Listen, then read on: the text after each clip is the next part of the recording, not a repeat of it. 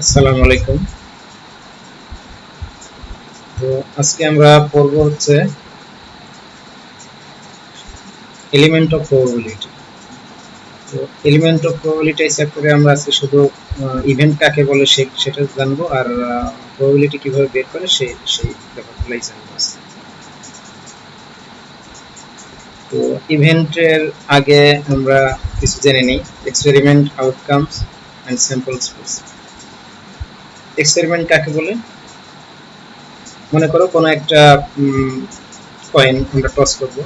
এখন টসটা এখন কয়েনটার কিনা, আনবায়াসড কিনা, অথবা ফেয়ার কয়েন কিনা, ঠিক আছে, সেটা আমরা পরীক্ষা করার জন্য এক্সপেরিমেন্ট করি। ঠিক আছে, তো সেই এক্সপেরিমেন্ট করলে আমাদের আসবে কি কি? আসবে হচ্ছে হয় হেড আসবে, না হলে টেল আসবে। ঠিক আছে, তাহলে এর আউটকাম হবে হেড অথবা টেল। আর স্যাম্পল স্পেস হলো যে নাম্বার অফ অল আউটকামস। ঠিক আছে, আউটকাম গুলো কি কি? হেড আর টেল, এই দুটো আউটকামই আসার কথা। ঠিক আছে, তাহলে এটা হচ্ছে আমার স্যাম্পল স্পেস। এখানে স্যাম্পল স্পেসকে আমরা এস দ্বারা ডিনোট করব এবং সেটা সেকেন্ড ব্র্যাকেট দিয়ে লিখব। এখানে যেমন একটা বলকে একটা টেনিস বল ভালো না খারাপ সেটা পরীক্ষা করা হয়েছে, হয় এটা গুড অথবা ডিফেক্টিভ। ঠিক আছে, তাহলে স্যাম্পল স্পেস হবে গুড অথবা ডিফেক্টিভ। ঠিক আছে, আর এই গুড অথবা ডিফেক্টিভ এগুলো হচ্ছে এক একটা আউটকাম। আচ্ছা, এই যে আরো অনেক एग्जांपल দেয়া যাবে। এক্সপেরিমেন্ট এবং আউটকাম ও স্যাম্পল স্পেস। তো এখানে অনেকগুলা एग्जांपल আছে। তার মধ্যে একটা एग्जांपल হচ্ছে টস এ কয়েন ওয়ান্স। ঠিক আছে, আমরা একটা কয়েন যদি একবার টস করি তাহলে কি কি আসতে পারে? হয় হেড আসবে, না হলে টেল আসবে। ঠিক আছে, তাহলে এটা আউটকাম হবে। আর স্যাম্পল স্পেস এইভাবে লিখতে হবে। আচ্ছা, অথবা রোল এ ডাই ওয়ান্স। ঠিক আছে, এই যে লুডো খেলার যে গুটিটা, সক্কার গুটি। ঠিক আছে, এটাকে আমরা যদি একবার যদি রোল করে দিই, একবার যদি ছেড়ে দিই, তাহলে কি কি আসতে পারে? ওয়ান আসতে পারে, টু আসতে পারে, অথবা থ্রি, অথবা ফোর, অথবা ফাইভ, অথবা সিক্স। ঠিক আছে, এই সবগুলোই একটা আউটকাম। ঠিক আছে, তাহলে sample space S equal to second bracket start 1 2 3 4 5 6 second bracket close. ঠিক আছে, এইভাবে এগুলো। এখানে আরো एग्जांपल আছে, তোমরা একটু দেখে বুঝে নিও।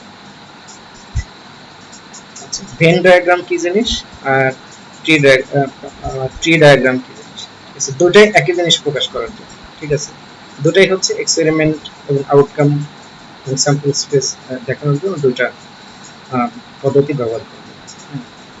তো ভেন ডায়াগ্রামে একটা রেক্টেঙ্গল থাকতে পারে, অথবা সার্কেল থাকতে পারে, অথবা যে কোনো শেপ হইতে পারে। ঠিক আছে, অথবা যে কোনো বক্স হইতে পারে। ট্রি ডায়াগ্রাম হচ্ছে এটা কিছু ব্রাঞ্চ থাকবে।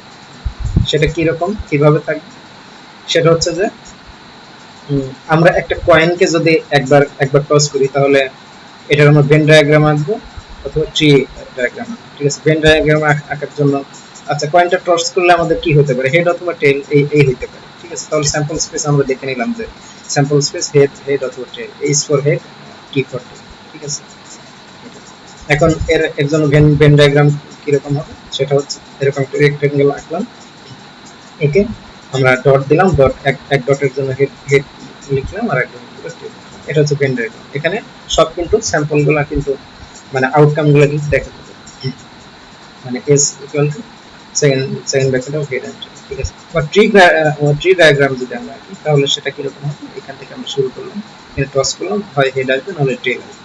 ঠিক আছে, তাহলে এই প্রত্যেকটা ব্রাঞ্চে তার আউটকাম দেখাবে। যেমন এই ব্রাঞ্চ দেখালো হেড, এই ব্রাঞ্চ দেখালো টেল। ঠিক আছে, তাহলে ভেন ডায়াগ্রাম এবং ট্রি ডায়াগ্রাম একই ধরনের জিনিস, মানে পারপাস একই, দুটো ভিন্ন ধরনের জিনিস। সেটা হচ্ছে এক্সপেরিমেন্ট এবং তার আউটকাম এবং সাকসেসফুল দেখানো। এখানে আরেকটা एग्जांपल আছে। মনে করো একটা কয়েনকে আমরা দুইবার টস করি, তাহলে কি কি হতে পারে? একটা কয়েনকে দুইবার টস করলে, প্রথমবার মনে করো টস করলাম, তাহলে কি হইতে পারে? হয় হেড হইতে পারে, অথবা টেল হইতে পারে। ঠিক আছে, তাহলে এখানে আমরা এই প্রথমটা লিখে দিলাম, হয় হেড অথবা টেল, এখানে দ্বিতীয় জায়গায় থাকবে।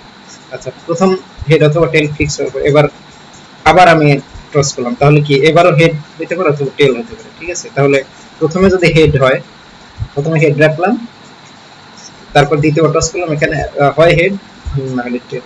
আবার প্রথমটা যদি টেল টেল হয় প্রথম টসে, তাহলে প্রথম টেল রাখলাম আর দ্বিতীয়বার যখন টস করলাম তখন হয়তো হেড অথবা টেল আসতে পারে, ঠিক আছে। তাহলে এরকম 4টা আমার ইভেন্ট হইতে পারে, ঠিক আছে। এবং প্রত্যেকটা এক একটা সিম্পল ইভেন্ট। আমরা সিম্পল এবং কম্পাউন্ড ইভেন্ট যখন আমরা তখন এই প্রত্যেকটা এই এতগুলা 4টা ইভেন্ট হইতে পারে।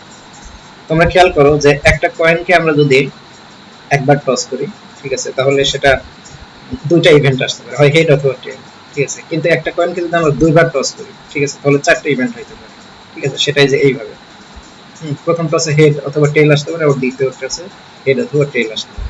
এগুলাকে যদি আমরা মিলাই, ঠিক আছে, তাহলে আমরা স্যাম্পল স্পেস এরকম। এটার জন্য ভেন ডায়াগ্রাম কিরকম হবে, এই যে head head head tail, tail head tail tail, ঠিক আছে। এরকম 4টা আউটকাম যেহেতু পাবো আমরা, তাহলে এটা হচ্ছে ভেন ডায়াগ্রাম। আর ট্রি ডায়াগ্রাম কিভাবে আঁকবো, প্রথমবার টস করলাম হেড অথবা টেল আসলো, ঠিক আছে। এবার এইখানে গিয়ে আবার দ্বিতীয়বার টস করলাম, দ্বিতীয়বার টস করলে কি হবে, হেড অথবা টেল। আবার এখানে এসে সেই তৃতীয়বার টসে হেড অথবা টেল, ঠিক আছে। তাহলে কি হবে, ইভেন্ট গুলো কি হবে, হেড এবং হেড, তাহলে এটা একটা ইভেন্ট। হেড এবং টেল, তাহলে হেড টেল একটা ইভেন্ট। টেল হেড, তাহলে এটা একটা ইভেন্ট। টেল টেল, এটা একটা ইভেন্ট, ঠিক আছে। তাহলে 4টা ইভেন্ট, 4টা আউটকাম। আচ্ছা, এখানে আরেকটা এক্সাম্পল আছে। মনে করো ওয়ার্কার আছে, কিছু ওয়ার্কার আছে, তাদের মধ্যে আমরা দুজন ওয়ার্কার আমরা সিলেক্ট করব, ঠিক আছে। তো ওদের মধ্যে আমরা দেখবো যে পুরুষ নাকি মহিলা, ঠিক আছে। তো র্যান্ডমলি আমরা সিলেক্ট করলাম, ঠিক আছে, দুজন করে, ঠিক আছে। আচ্ছা, প্রথমবার আমি ইয়ে করলাম, একজনকে ইয়ে করলাম, পিক করলাম, ঠিক আছে। তাহলে দেখলাম সে মেন নাকি ওমেন, ঠিক আছে। যদি মেন আসে তাহলে আমরা এম লিখলাম, ঠিক আছে, এখানে এবং এখানে এম লিখে রাখলাম। আচ্ছা, দ্বিতীয়বার আবার ইয়ে করলাম, আরেকজনকে পিক করলাম, ঠিক আছে। তাহলে কি আসবে, সেটা ম্যান হইতে পারে, উমেনও হইতে পারে। তাহলে যে এখানে ম্যান লিখলাম আর এখানে উমেন লিখলাম, ঠিক আছে। আচ্ছা, প্রথমবারে আমরা ধরে নিলাম যে প্রথমবার আমার উইমেন আসছিল, তাহলে উইমেন এখানে ডাব্লিউ আর ডাব্লিউ লিখে রাখলাম। তো দ্বিতীয়বার আবার একজন পিক করলাম, পিক করে দেখলাম যে সেটা ম্যান আসলো নাকি উইমেন আসলো, তাহলে ঠিক এটাও একই রকমই। ওই একটা কয়েনকে 2বার টস করা অথবা দুইজন ওয়ার্কারকে পিক করা, এটা একই ধরনের মানে স্যাম্পল স্পেস হবে, 4টা outcome. Simple and compound event. তো ইভেন্ট কি কি, এই যে আচ্ছা, এর জন্য ভেন ডায়াগ্রাম কিন্তু একই রকমই। এই ওয়ার্কার পিক করা ভেন ডায়াগ্রাম আর এই একটা একটা কয়েনকে 2বার টস করা, এটা একই রকম ভেন ডায়াগ্রাম ট্রি ডায়াগ্রাম হবে, ঠিক আছে। কারণ সিম্পল এবং কম্পাউন্ড ইভেন্ট কাকে বলে, সিম্পল ইভেন্ট হচ্ছে আচ্ছা, আগে ইভেন্ট কাকে বলে, ইভেন্ট হচ্ছে an event is a collection of one or more of the outcome, ঠিক আছে। মানে এখানে কিন্তু 4টা আউটকাম আছে, ঠিক আছে। যে কোনো একটা আউটকাম দিয়ে একটা ইভেন্ট হইতে পারে, আবার 2টা আউটকাম দিয়ে একটা ইভেন্ট হইতে পারে, 3টা আউটকাম দিয়ে একটা ইভেন্ট হইতে পারে, ঠিক আছে। এরকম সেগুলো ইভেন্ট। এখন সিম্পল ইভেন্ট কাকে বলে, সিম্পল ইভেন্ট হচ্ছে যে প্রত্যেকটা ইভেন্ট, প্রত্যেকটা আউটকামই একটা সিম্পল ইভেন্ট। এখানে 4টা আউটকাম আছে, ঠিক আছে। 4টা আউটকামে এটা একটা সিম্পল ইভেন্ট, এটা একটা সিম্পল ইভেন্ট, এটা একটা, ঠিক আছে, এগুলো সিম্পল ইভেন্ট। কিন্তু কম্পাউন্ড ইভেন্ট হচ্ছে combination of 2 or more simple events, ঠিক আছে। এখানে দেখো, আমার এমন একটা ইভেন্ট যদি আমরা ঘোষণা করি, কিছু প্রপার্টি আমরা ফিক্স করে দিই, যেখানে 2টা বা 3টা event, collection of 2 or 3 event যদি আমরা নিই, সেক্ষেত্রে আমাদের একটা কম্পাউন্ড ইভেন্ট, ঠিক আছে। আমরা পরে এক্সাম্পল আমরা দেখবো compound event.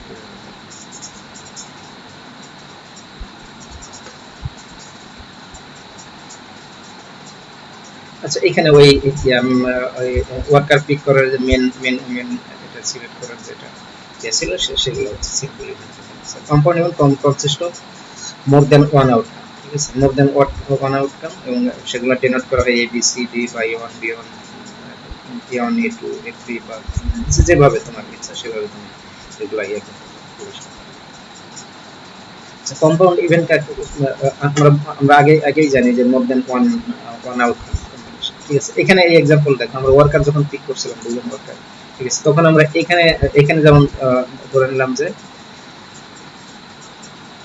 At best at most one man থাকবে তার মধ্যে, ঠিক আছে। মানে কি, সর্বোচ্চ একজন পুরুষ থাকবে এরকম, ঠিক আছে। আমার ওখানে 4টা আউটকাম ছিল, ঠিক আছে। 4টা আউটকাম দুইজন পুরুষ, একজন পুরুষ, একজন মহিলা, একজন মহিলা, একজন পুরুষ, আর কোনো পুরুষ না, এরকম চারটা। তো সর্বোচ্চ একজন পুরুষ থাকবে, ঠিক আছে। তাহলে এই জাতীয় ইভেন্ট কয়টা? এখানে একটা, একটা আর এটা, ঠিক আছে। তাহলে এই তিনটা সিম্পল ইভেন্ট মিলে একটা ইভেন্ট হবে, ঠিক আছে। তাহলে এটা হচ্ছে একটা কম্পাউন্ড ইভেন্ট, ঠিক আছে। অথবা আমরা যদি বলি শুধু একজন পুরুষ থাকতে পারবে, ঠিক আছে, একজন পুরুষ থাকতে পারবে, সর্বোচ্চ একজন পুরুষ অথবা অথবা একজন মহিলা, এরকম যদি থাকতে পারে, ঠিক আছে। তাহলে এই দুইজন, একজন পুরুষ, একজন মহিলা, ঠিক আছে। আবার কোনো পুরুষই থাকতে পারবে না, ঠিক আছে। এই ধরনের ইভেন্ট যদি আমি ঘোষণা করি তাহলে এই একটা হবে, ঠিক আছে। আবার শুধু শুধু একজন মহিলা থাকবে, ঠিক আছে, তাহলে এই এরকম, মানে এগুলো সব কম্পাউন্ড। এখানে আরো এক্সাম্পল আছে কম্পাউন্ড ইভেন্ট, এগুলো তোমরা দেখে নিতে পারবে। আচ্ছা, প্রবাবিলিটি কিভাবে ক্যালকুলেট করা যায়? প্রবাবিলিটি ক্যালকুলেট করার তিনটা পদ্ধতি আছে। প্রথমটা হচ্ছে, আচ্ছা প্রবাবিলিটির আগে ইয়ে জানি, প্রপার্টি জানি। প্রপার্টি হচ্ছে যে কোনো ইভেন্ট হওয়ার মানে ঘটার সম্ভাবনা সেটা 0 থেকে 1 পর্যন্ত হবে। সর্বনিম্ন 0 আর সর্বোচ্চ 1। সর্বনিম্ন 0 মানে এই ঘটনাটা ঘটবে না, আর সর্বোচ্চ 1 মানে এই ঘটনা সার্টেনলি ঘটবে, ঠিক আছে। এটা হচ্ছে ফার্স্ট প্রপার্টি অফ প্রবাবিলিটি। আর সেকেন্ড ইয়েটা হচ্ছে যে for an experiment, summation of all simple events, summation of the probabilities of all simple events equal to 1, ঠিক আছে। সিম্পল ইভেন্ট কিন্তু কম্পাউন্ড ইভেন্ট হবে, ঠিক আছে। সব সিম্পল ইভেন্টের যোগফল হচ্ছে যে একটা সার্টেন ইভেন্টের ইভেন্ট এক্সপেরিমেন্টের জন্য অল সিম্পল ইভেন্টস এর যোগফল হবে 1, ঠিক আছে। এই হচ্ছে দুইটা প্রপার্টি। এখন প্রবাবিলিটি ক্যালকুলেট করার জন্য তিনটা পদ্ধতি আছে, আমি আগে বলছি। প্রথমটা হচ্ছে ক্লাসিক্যাল প্রবাবিলিটি, ঠিক আছে। ক্লাসিক্যাল প্রবাবিলিটি হচ্ছে কিভাবে ক্যালকুলেট করে? ইকুয়ালি লাইকলি আউটকামস, ঠিক আছে। মানে যেখানে আউটকাম গুলা ঘটার সম্ভাবনা সব সমান। আমি যেমন এক্সাম্পল দেখাই এখানে, ঠিক আছে, অথবা এর এর আগেরটাই, ঠিক আছে। এই যে ওয়ার্কার পিক করা, এখানে সব ঘটনাই কিন্তু সমানভাবে ঘটার সম্ভাবনা কিন্তু সমান, ঠিক আছে। অথবা একটা কয়েন যদি আমরা টস করি, ঠিক আছে, হেড অথবা টেল, ঠিক আছে। এটা যদি আনবায়াসড কয়েন হয়, যদি একদম ফেয়ার কয়েন হয়, ঠিক আছে, তাহলে দুইটা ঘটনা ঘটার সম্ভাবনা সমান। এগুলো ইকুয়ালি লাইকলি বলে, ঠিক আছে, ইকুয়ালি লাইকলি আউটকাম বলে, ঠিক আছে। তো এগুলো সব ইকুয়ালি লাইকলি। এইসব ক্ষেত্রে আমাদের ক্লাসিক্যাল পদ্ধতি ইয়ে করা হয় প্রবাবিলিটি ক্যালকুলেট করার জন্য, ঠিক আছে। তো সেটা আমরা সেটার ডেফিনেশন কিরকম হতে পারে?